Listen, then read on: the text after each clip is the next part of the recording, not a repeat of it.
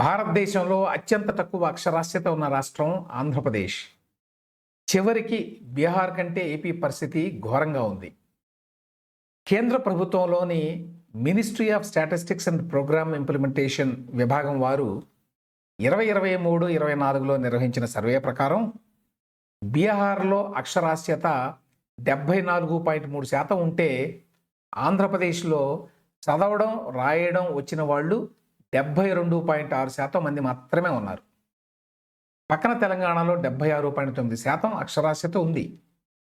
దేశంలో సగటు అక్షరాస్యత 80.9% ఉంది.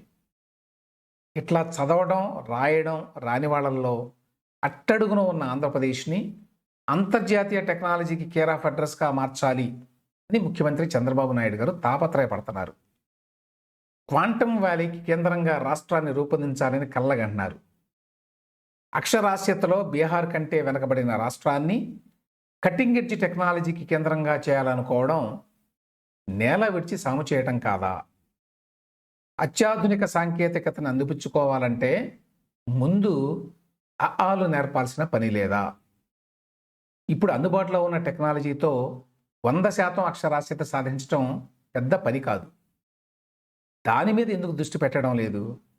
దానికి ఎందుకు టార్గెట్లు పెట్టుకోవడం లేదు?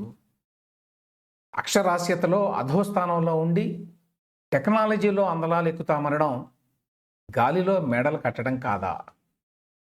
ఉట్టికెగరలేనమ్మా స్వర్గానికి ఎగురుతానన్నట్టు కాదా?